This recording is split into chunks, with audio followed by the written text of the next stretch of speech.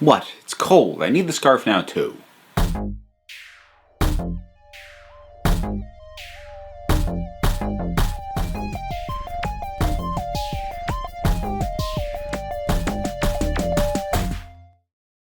Well, folks, if you thought I was done covering the Deathly Hallows Part 2, well, when I was commissioned to do a revisit of these films, it did include the Fantastic Beasts movie. So, Fantastic Beasts and where to find them. This is a little bit odd now because doing my revisit of the original 8 films in the Harry Potter film series, those were all actually films that I didn't have any kind of formal review up for because the last of those came out before I started this channel.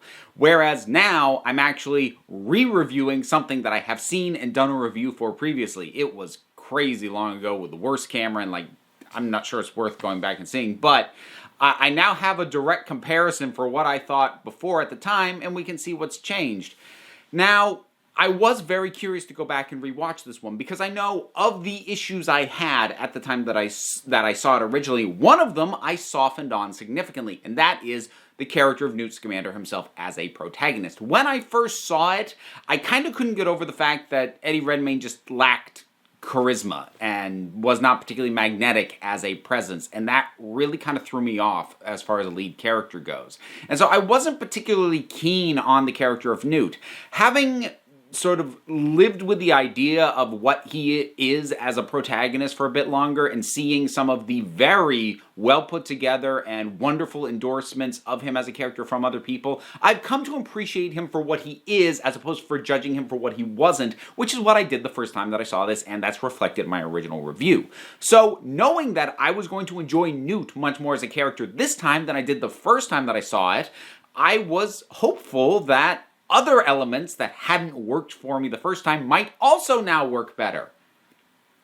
That didn't really end up being the case. I will still say that I like it better now than I did the first time I saw it, but that's really only on the strength of me getting what they're doing with Newt this time, which honestly, I just kind of didn't. About the only other thing that was better for me this time than last time was last time I went to see it, it was at a 3D screening, and this is one of those movies that, because of how visually dark it already is, 3D does it no favors, because 3D tends to, by the nature of the glasses, tends to darken even slightly more. I had a really hard time following what the heck was going on, especially during the climax section of the film. So that was better, but that didn't really affect my overall opinion about what the climax was, only that I could see it a bit better. So, okay, let's get into this thing. This thing... Alright, let's start with what's good before I start getting into my nitpicks, because once I start doing that, they're going to start as nitpicks, they're going to grow, and that's going to overtake the review. Let's be realistic here. So, as I said, Newt himself, I get him now. I get him as a soft-spoken, quiet, empathetic character. What makes him the hero of the story is not that he is more charismatic, that he's a leader, that he is better in action or anything. It's his capacity for empathy, and for having that kind of protagonist, the way that they designed him, wrote him, and the way that Eddie Redmayne plays him works very well. He is wonderfully endearing, and you really do feel that awkwardness, but at the same time, his passion for what it is he does, especially like when he gets arrested, and it's very likely that he is going to be sentenced to death. Maybe he doesn't know it's going to be that extreme yet, but he knows he's in trouble. The only thing he's yelling out is, don't harm the creatures. They aren't a danger to anybody. That's where his concern is. That's where his fear is, because that's what he doesn't get people, but he gets these creatures, and he knows other people don't, and he is always pleading on their behalf. I do enjoy Newt as a character. That said, he's still not my favorite character in the film. Jacob is, because he's awesome, and amazing, and wonderful, and sweet, and so endearing, and like when he takes the giggle water and this little, I love him. He's so good, and I guess in a way, He is awkward while still being a little bit charismatic and a little bit magnetic. And I think first time I'd watched it, I had wished that had been the case for Newt. It works better for me now that it isn't, but he is still my favorite character in the thing. I also really like Queenie in this. She is a highlight for me as well. Most of the other supporting actors are fine for what it is that they're doing, but what they're doing is not excessively interesting to me, by and large, talking in broad strokes. But you know, Jacob and Queenie are wonderful. I love them as a couple in terms of their getting to know each other. And again, like, Jacob to me steals every single scene that he is in. And that's even when he has his cringier moments, because there is a bit of cringe humor around him, but he is so wonderful and heartwarming for me to watch. I roll with it, and I usually can't stand cringe humor. So I think that really speaks to the strength of how the character is written, and more importantly, performed, because he is beautifully, perfectly cast. Love him to death. The other thing I really like is basically anything dealing with the title of the film, which is The Fantastic Beast. I love the feel of wonder and whimsy that is brought about, especially when we see them through the eyes of both Newt and Jacob, in terms of getting this sense of wonder and magic about them. And that is by far the most fun. I love the Niffler. The Bowtruckle has a wonderful little bit of attitude to him. Even the ones with less identifiable personality to them are still really cool, and there is this sense of awe around them, and it's really well put together, and that for me is when the movie's at its best. Which unfortunately is not all of the movie and is absolutely none of the climax whatsoever, and now we're starting to get to it. So the fundamental problem with this film at its core is that it tries to have it both ways in the same film. Because if you look back at the Harry Potter franchise, it has a progression. It starts out wonderful and magical and whimsical, and it darkens as it goes. But the thing is, that was a 7-book, 8-movie transition from one to the other. It was done in pieces. It was done by steps. And by the time it was dark, it had earned the journey to get there. The problem with this movie, fundamentally, at its core, is that it tries to bring back the fun and the magic and the whimsy through Newt and through the magical, fantastical creatures, while at the same time having the overall mood and tone of the friggin' Deathly Hallows, and the two don't mix in the same film. It worked in the original because we had a steady transition from one to the other. They try and jam both into the same movie here. And basically what you have is you have something that for the first 2/3, more or less, for the majority of its runtime, feels like the first 2 Harry Potter films, and then you have a third act that feels like the last 2 Harry Potter films. And that is a jarring gear shift that doesn't flow well. And also it means I don't exactly know who this is for. Because if this was for the audience that was more invested in the whimsy of the wizarding world, well, then it's going to lose them in the climax, which is basically what it did for me. That's not to say that I don't like the darker elements, but what worked for me in the original film series is that it was a journey to get there. It didn't just suddenly give them to me. And if people are more invested in the darker elements and the heavier end of things, well, they're going to feel a little bit dragged down by the whimsy that keeps jutting in and is overtaking the first 2/3.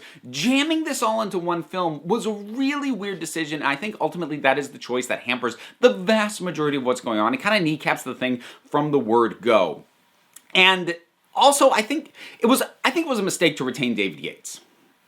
I just think that. And it's not that he's a bad director. I liked what he did with the latter Harry Potter films. He directed from Order of the Phoenix all the way through to Deathly Hallows Part 2. So he did the last 4 of those, which was fine. It worked for me there. And I'm not even going to say he's a bad director in this. What I don't like is it by retaining him, it makes his visual approach to this world the definitive way to depict the wizarding world. And I don't like that. Whoever you think did it best through the first bundle of directors, whether it was Chris Columbus, whether it was Alfonso Cuarón, whether it was Mike Newell, or whether it was David Yates, they each brought a little bit something different, and it gave it a more full-bodied, variant flavor. It is now becoming homogenized by retaining David Yates again, and for a time period that has nothing to do with the chunk that he did. So now it makes the wizarding world of the teens, 20s, whatever it is,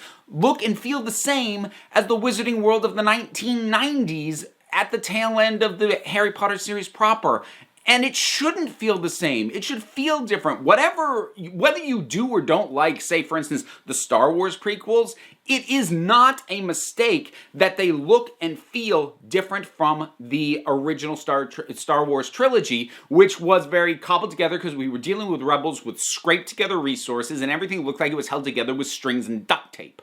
Whereas the prequels, it was much more sleek and refined because that was a different era of the galaxy. It was a different period in history. Now, I don't like the prequels particularly, and I absolutely prefer the original trilogy of Star Wars, but it is important that they visually look and feel different from each other, because otherwise you homogenize the entire timeline of the world you've created. And that's what retaining David Yates as the director does, because this far removed from the part of the wizarding world that we are familiar with should not look and feel freaking identical to the one we already know. It's like 70-year difference, and nothing has changed. And I understand the wizarding world is supposed to be anachronistic because they don't have advancing technology. There isn't a reason for them to change as much, but the overall vibe and feel of the world should not be the same thing. Now, I know that part of it is they are building up to Grindelwald, much in the same way that the Harry Potter franchise was building up to the return of Voldemort, which is kind of the other problem. This thing really goes off the rails when it is dealing with or setting up the Grindelwald story, especially because it is completely and totally detached from what we're actually here for. It is detached from Newt, it's detached from the Fantastic Beasts, everything to do with Grindelwald and what is the guy he's pretending to be, spoilers, who cares, the guy who he's pretending to be Graves, played by Colin Farrell, and Credence and all of that, none of that actually feeds into or impacts Newt's story and the story of him and Jacob trying to find these beasts again at all. It is sheer frigging coincidence that these two stories connect, and that weakens them by their nature, and it makes the entire Grindelwald subplot all the more crammed in. And also, especially when you think about it, all right, we'll just jump to the end and the reveal of Graves as Grindelwald. My original criticism of that is you can't replace the character that we've been invested in with a guy we've never freaking seen before and expect that to have any impact. I'm actually going to amend that criticism. It doesn't bother me as much anymore. Why? Because you actually can't get invested in Graves. Colin Farrell, he can be a very good actor. He can be excellent in things. However, he is one of those actors who can't fake it. If he's not invested and he's there for the paycheck, you can tell in his performance. He's not able to bring a sense of what he does when he's really trying if he's just there for the paycheck. And this really feels like a paycheck job for him. And it doesn't help that the character is very thinly written as basically generic, somewhat questionable, evil-ish guy. We know nothing about Graves, and we know even less about Grindelwald. Grindelwald, literally, his name shows up in the opening credits sequence on the newspapers. He gets mentioned once in the film, in the body of the film, and then he shows up at the very end. None of this has anything to do with the narrative actually being told in this film, which makes it the most clunky kind of franchise building. None of it is there for the sake of the story being told or the journey of the characters that we are watching. It is there for no purpose other than to set up the next series of films. And it is painfully obvious that that is the case. And it's just clunky. It is clunky and poorly integrated, and you can feel how shoved in all this stuff is. Because the Beast story is done when they capture the last one. But then we have to deal with Credence and the Obscurus, and I'm going to stick to my criticism of that, which is the film tries to pull a gotcha by going, oh, you thought the Obscurus was this little girl, but it's actually Credence, except it doesn't play fair because it doesn't obey the rules that it itself set out. The film sets out very explicitly, Obscuruses don't live past 10. Credence, I don't know how old he's supposed to be, but Ezra Miller is very clearly in his 20s, so he has doubled that. And that is so far out of the age range of how long these things are supposed to live that it's not fair to go, oh, we got you, it's really him, because the rules you told us eliminate him. So that doesn't make it a clever trick that you had this thing under our noses and whoop, we didn't know. It's like, no, you cheated. You told us rules that didn't actually apply and weren't the case. So it doesn't work as a twist. Aside from the fact that the entire concept of the Obscurus, and I didn't even think of this before, doesn't that mean Harry should be an Obscurus? And also the timeline doesn't make any sense either if you're saying they don't live to the age of 10, because Harry didn't know he had magical abilities until 11 when he got his Hogwarts letter. And he was absolutely someone who was trying, he didn't know what was going on, but he was fighting and trying to repress the weird stuff that went on around him. Why wasn't he an Obscurus? And how the heck does it kill people by the time they're 10 if they don't start magical education until they're 11? How does this world work in that case? That they have to be nurtured into this stuff well before they're actually sat down and formally educated on it. The rules set up for the Obscurus actually become a major plot hole in the wizarding world as a whole, and then they break those rules anyway to try and give us a snap reveal of, oh, you didn't realize it was him? Like, I don't care, you cheated. I also really don't like the version of the wizarding world we get in here. Now, I will grant it does not inherently taint the wizarding world that we saw in the other films, because this is America, that was Britain. There's enough of a distance that if I decide I don't like this wizarding world, it doesn't make me suddenly not like the Harry Potter and the Hogwarts wizarding world, which is good, because I don't like this wizarding world. It is dark, it is dirty, it's just unpleasant. The only whimsy is the creatures, and the creatures aren't even supposed to be there. They're being rounded up because they're a problem. The actual world that we see is dark and depressing and oppressive and not fun. And that's another problem, because the reason we cared about Voldemort threatening the wizarding world in the Harry Potter series proper is because we grew to love this world. This world was something wonderful, magical, and amazing, and we wanted it to survive. Here, the world that I'm shown of the wizarding world in America doesn't feel like anything that's worth saving. Because, yes, okay, it's Grindelwald pretending to be somebody else, but Graves, apparently on the authority that the American version of the Ministry is, I can't even think of the name of it now, and I'm not going to look it up, he has the authority to, on a dime, sentence someone to death and then send them off to have that done. Even if you make the argument he's only doing that because he's actually Grindelwald in disguise, someone in his position clearly has the authority to do it because people listen to him and they go to do this. That's screwed up. That's not a world worth saving. That's a world that is friggin' screwed up from the ground up. You need to completely tear this system down and start over. This is wrong. Which means when you introduce the idea of Grindelwald is going to tear all this apart, I'm like, good! I mean, not really. Grindelwald is a worse thing. He'd be replacing what's bad with something worse, but I'm not invested in saving this vision of the wizarding world, which again, I think is exacerbated by David Yates' visual palette and how dark and drab it is and just how unappealing it is. It also doesn't help some of the little tiny touches that make certain things that were always a little in the Harry Potter universe a little bit worse. So, like, the house elves are kind of a weird, odd thing in terms of this, because they're basically a slave race, but most of them are okay with that. It's a little weird if you actually start thinking about it for too long. And it's made worse here when they go to that club, and there's what looks very clearly like a house elf, except she's darker skinned, singing jazz. So they're now very explicitly linking at least in America, linking house elves to the black experience of the 1920s of underground jazz clubs, of that kind of repression, which just ties them all the more to the whole slavery allegory. And I don't think they thought through the implications of what that actually says in terms of the fact that we leap forward to Harry Potter and these people are still effectively slaves. I think they just thought the image of an elf singing jazz was cool, and they did not think through the implications of that very well at all. Which is, I mean, I was going to say it's not uncommon for this series. It's not uncommon for fantasy and sci-fi in general. They think of something like, oh, and we'll have it be this, but then they don't follow through like, oh, what does that say about the world that we've created? Ugh. But that's a minor nitpick thing as far as this thing goes. And ultimately, there's about an hour's worth of a movie I really enjoy in here. And it is the movie about Newt coming, with his creatures. He has to get them again. He's got Jacob with him. They meet Queenie, and Tina's fine.